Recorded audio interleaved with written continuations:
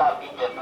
আমরা এমন কোনো কাজ করবো না যেহেতু আমাদের আশেপাশে কোনো লোকের কোনো অসুবিধা হয়, ঠিক আছে? আমরা এমন কোনো কাজ করব না যেহেতু আমাদের আশপাশের কোনো লোকের কোনো রকম অসুবিধা হয়। কারণ আমাদের এখানে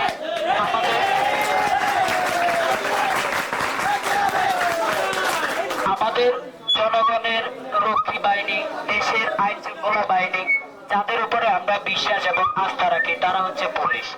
একটাই দাবি, অটো কেন চলতেছে না, কেন আমাদেরকে চলতে দিতেছে না, সেটা আমরা জানতে চাই, মেয়র সাহেবের থেকে জানতে চাই।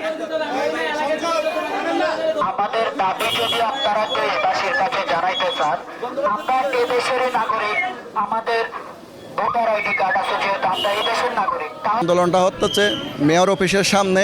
এটা হচ্ছে আমাদের অধিকারের জন্য। আমরা এখানে যারা অটো চালক ভাইয়েরা আছি, আমরা সবাই এই দেশের বাংলাদেশের নাগরিক। আমরা কোনো বাইরের রাষ্ট্রের কোনো নাগরিক না। আমরা গরিব, অসহায়, দরিদ্র, দুঃখী বলে আমাদের জন্য কেউ এগিয়ে আসতেছে না বা আমাদের জন্য কেউ কোনো ধরনের ব্যবস্থা করতেছে না।